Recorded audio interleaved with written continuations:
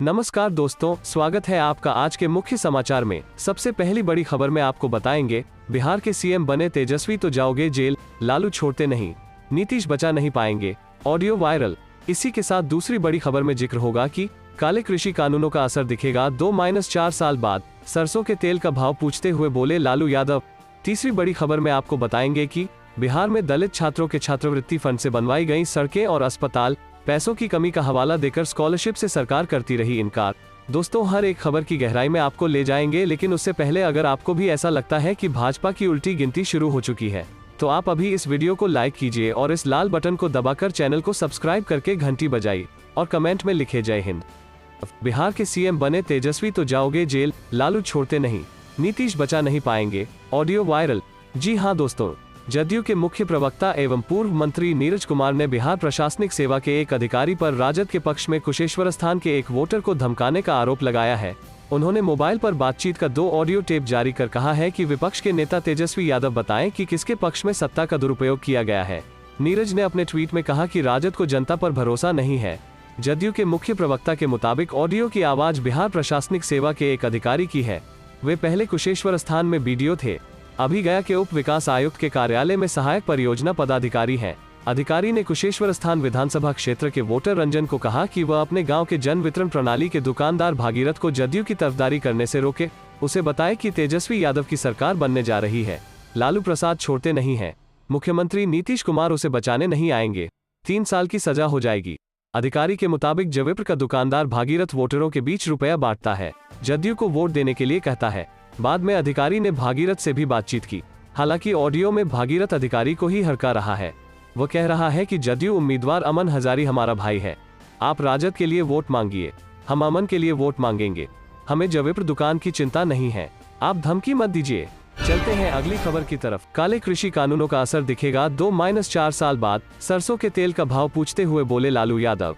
जी हाँ दोस्तों, आरजेडी अध्यक्ष लालू प्रसाद यादव ने सोमवार को सरसों के तेल का भाव पूछते हुए कृषि कानूनों के विपरीत प्रभावों को लेकर निशाना साधा है। लालू यादव ने ट्वीट करते हुए पूछा कि सरसों के तेल का क्या भाव है, क्या आप इससे खुश हैं? इसके साथ ही उन्होंने लिखा है, रुकिए, 3 काले कृषि कानूनों का विपरीत प्रभाव अभी 2-4 वर्षों बाद और अधिक समझ में आएगा। बता दें, अक्टूबर महीने के आखिरी सप्ताह में तेल की बढ़ती कीमतों पर काबू पाने के लिए केंद्र सरकार ने फिर से राज्यों को कहा है। उपभोक्ता कार्य, खाद्य एवं सार्वजनिक वितरण मंत्रालय ने कीमतों में कमी सुनिश्चित करने के लिए राज्यों को पत्र लिखा है। त्योहारी सीजन के मद्देनजर खाद्य तेल की कीमतों को कम करने के लिए केंद्र द्वारा कड़े कदम उठाए जा रहे हैं। हितधारकों ने भंडारण क्षमता के 2 महीने से अधिक के स्टॉक को न रखने की सलाह दी है। हाल ही खाद्य सचिव ने एनडीटीवी से खास बातचीत में माना कि एडिबल ऑयल की कीमत पिछले साल के मुकाबले इस साल 50% से ज्यादा है।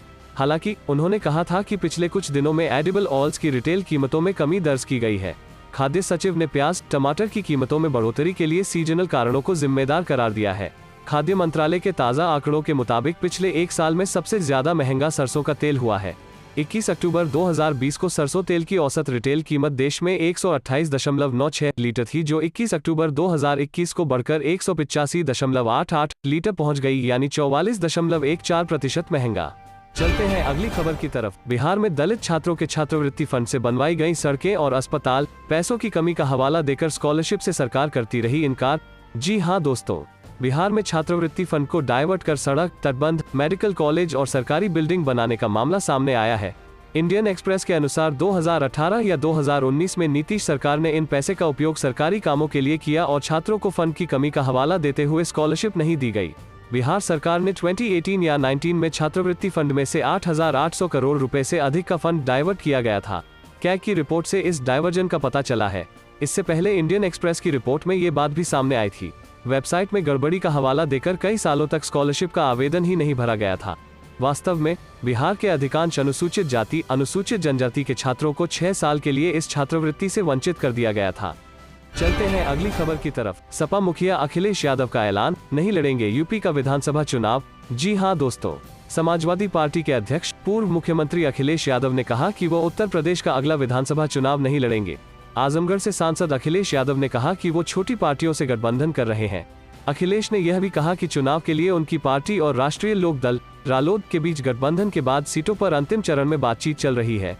चुनाव में चाचा शिवपाल यादव की प्रगतिशील समाजवादी पार्टी लोहिया पीएसपीएल को साथ लेने की संभावना पर अखिलेश ने कहा, मुझे इसमें कोई समस्या नहीं है। उन्हें और उनके लोगों को उचित सम्मान दिया जाएगा।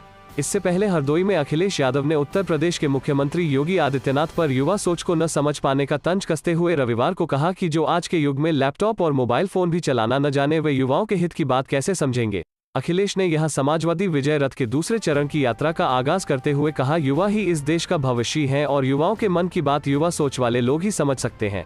उन्होंने कटाक्ष किया, अभी तक तो हम यह जानते थे कि हमारे मुख्यमंत्री लैपटॉप चलाना नहीं जानते, लेकिन अभी एक अधिकारी ने बताया कि वो मोबाइल भी चलाना नहीं जानते हैं। जरा सोचो, जो आज के जमाने में मोबाइल और लैपटॉप नहीं चला पाए वो नौजवानों की बात क्या समझेंगे। चलते हैं अगली खबर की तरफ। जाट वोटों का है वेस्ट यूपी की 51 सीटों पर दबदबा, प्रियंका जयंत की मुलाकात क्या बदलेगी समीकरण। जी हां दोस्तों, उत्तर प्रदेश में अगले साल होने वाले विधानसभा चुनावों को लेकर सरगर्मियां तेज हैं। ऐसे में हर राजनीतिक दल और नेता की छोटी बड़ी हर गतिविधि सुर्खियां बटोर रही है। उनके राजनीतिक निहितार्थ तलाशे जा रहे हैं। इसी क्रम में रविवार को लखनऊ एयरपोर्ट पर रालोद के जयंत चौधरी और प्रियंका गांधी के बीच मुलाकात हुई तो पश्चिमी यूपी के समीकरणों को लेकर नए सिरे से चर्चाएं तेज हो गईं। पश्चिम यूपी के 15 जिलों की कुल 71 में से 51 सीटों पर जाट वोटों का दबदबा है। 2013 के मुजफ्फरनगर दंगे के बाद भाजपा को जाट वोटों को अपने साथ जोड़ने में कामयाबी मिली थी। 2017 के विधानसभा चुनाव में पार्टी ने 71 में से 52 सीटें जीत ली थी, जबकि किसी जमाने में जाटों की रहनुमाई के लिए जानी जाने वाली रालोद के हाथ सिर्फ एक सीट बागपत जिले की छपरौली ही आई थी। रालोद वेस्ट यूपी में अपनी मजबूत पकड़ होने का दावा हमेशा से करती रही है। इसी दावे के साथ 2017 के चुनाव में पार्टी ने यूपी की 403 विधानसभा सीटों में से 284 सीटों पर अपने उम्मीदवार उतारे थे, लेकिन हालत ये रही कि एक सीट पर जीते पार्टी विधायक सहेंद्र सिंह ने भी बाद में भाजपा का दामन थाम लिया था। पिछले विधानसभा चुनाव में वेस्ट यूपी में सपा, बसपा और निर्दल उम्मीदवार को भाजपा से बची 19 सीटों पर ही संतोष करना पड़ा था, जबकि सपा के साथ गठबंधन कर चुनाव में उतरी कांग्रेस के हाथ कोई सीट नहीं आई थी। जाहिर 2017 का चुनाव वेस्ट यूपी में भाजपा की जड़ें गहरी कर गया था, लेकिन इस बार किसान आंदोलन के चलते समीकरण गड़बड़ाते नजर आ रहे हैं। भाजपा जहां किसानों की नाराजगी और जाट वोटों के कटने के अंदेशे के चलते छोटी छोटी जातियों को सहेजने के विकल्प पर काम कर रही है, वहीं सपा, बसपा, कांग्रेस और रालोद भी अपने अपने समीकरणों को दुरुस्त करने में जुटे हैं। चुनाव आयोग ने मानी आरजेडी की मांग, तेजस्वी बोले अब तारापुर और कुशेश्वर स्थान में हमारा जीतना तय। जी हां दोस्तों, बिहार विधानसभा की 2 सीटों तारापुर और कुशेश्वर स्थान में मतगणना से पहले राजद की एक मांग चुनाव आयोग की ओर से पूरी हो गई है। राजद ने मतगणना के तरीके में बदलाव को लेकर चुनाव आयोग से 2 मांगे की थी। राजद के प्रवक्ता और राज्यसभा सदस्य मनोज झा ने इस विषय पर चुनाव आयोग को पत्र भी लिखा था। आपको बता दें कि इन दोनों सीटों के लिए मतगणना 2 नवंबर को होनी है। इस बीच बिहार विधानसभा में नेता प्रतिपक्ष तेजस्वी यादव ने दावा किया है कि उनकी पार्टी के उम्मीदवार दोनों ही सीटों पर जीत रहे हैं।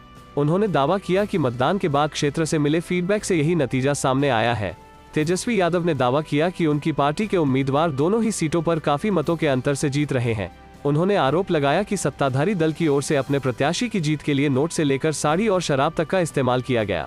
वोटरों को डराया भी गया, बावजूद लोगों ने राजद को जिताने के लिए मतदान किया है। राजद ने आरोप लगाया था कि 2020 के विधानसभा चुनाव में पोस्टल बैलेट की गणना में गड़बड़ी किए जाने की वजह से ही कई सीटों पर उनके उम्मीदवार चुनाव हार गए थे। तेजस्वी और उनकी पार्टी ने मांग की थी कि इस बार पोस्टल बैलेट की मतगणना ईवीएम की मतगणना शुरू करने से पहले ही करा ली जाए। साथ ही पोस्टल बैलेट की मतगणना भी उसी कमरे में कराई जाए जहां ईवीएम के मतों की गिनती हो रही हो। चलते हैं अगली खबर की तरफ। उपचुनाव के परिणाम पर टिका बिहार का राजनीतिक भविष्य, सीएम नीतीश के लिए बढ़ सकती है मुश्किलें। जी हां दोस्तों, बिहार उपचुनाव में शनिवार को तारापुर और कुशेश्वर स्थान विधानसभा क्षेत्र के मतदाताओं का फैसला ईवीएम में कैद हो गया। इन दोनों सीटों पर मतों की गिनती 2 नवंबर को होनी है। मतदान संपन्न होने के बाद भले ही सभी राजनीतिक पार्टियां जीत का दावा कर रही हैं, लेकिन विपक्ष के नेता तेजस्वी यादव के चुनाव परिणाम के बाद खेला होबे तथा राष्ट्रीय जनता दल के प्रमुख लालू प्रसाद का परिणाम के बाद सत्ता पक्ष में भगदड़ मचेगी जैसे बयानों को लेकर चर्चा तेज है। कहा जा रहा है कि चुनाव परिणाम का तत्काल असर तो बिहार की सियासत में नहीं पड़ने वाला, लेकिन भविष्य को लेकर आशंका भी बनी हुई है। राजद के नेताओं के बयानों पर गौर करें तो लालू प्रसाद और तेजस्वी यादव के बयान का साफ मतलब निकाला जा रहा है कि अगर दोनों सीटों पर राजद की जीत होती है तो सरकार मुश्किल में आ सकती है। देखा भी जाए तो सत्ता और विपक्ष में बहुत ज्यादा सीटों का अंतर भी नहीं है। पिछले साल हुए बिहार विधानसभा चुनाव में राजद, कांग्रेस और वामपंथी दल महागठबंधन के तहत चुनाव मैदान में उतरी थी, जबकि जदयू, भाजपा, विकासशील इंसान पार्टी और हिंदुस्तानी अवाम मोर्चा राजग में शामिल थी। विधानसभा के गणित की बात करें तो 243 सदस्यीय बिहार विधानसभा में बहुमत के आंकड़े के लिए 122 सीटों की जरूरत है। फिलहाल राजग के पास 126 विधायकों का समर्थन है, जबकि विपक्षी दलों के महागठबंधन में 110 विधायक हैं। राजग के पास हम और वीआईपी के 4 विधायकों सहित एक निर्दलीय विधायक का समर्थन है। माना जा रहा है कि इस उपचुनाव में कांग्रेस भले ही राजद से अलग होकर चुनाव लड़ रही हो, लेकिन जब सरकार बनाने की बात आएगी तो वह राजद के साथ होगी। लालू प्रसाद की पार्टी राजद अगर इन दोनों सीटों पर जीत हासिल कर जाती है तो महागठबंधन में विधायकों की संख्या 112 हो जाएगी। सरकार बनाने के लिए 122 विधायक चाहिए। एआईएमआईएम के पास 5 विधायक हैं, जबकि हम और वीआईपी के पास 4 विधायक हैं। चारा घोटाले में जमानत मिलने के बाद लालू प्रसाद इस उपचुनाव को लेकर पटना पहुंचे हैं और लगातार लोगों से मिल भी रहे हैं। गौरतलब है कि मुकेश सहनी की पार्टी वीआईपी और पूर्व मुख्यमंत्री जीतन राम मांझी की पार्टी हम महागठबंधन में रह चुकी है। इधर जदयू के प्रवक्ता और पूर्व मंत्री नीरज कुमार कहते हैं कि पिछले चुनाव में ये दोनों सीटें जदयू की थी और इस उपचुनाव में भी जनता का आशीर्वाद जदयू को मिलेगा। किसी को भी सपना देखने से नहीं रोका जा सकता। बिहार के लोग 15 साल पहले के बिहार में कभी नहीं लौटना चाहते।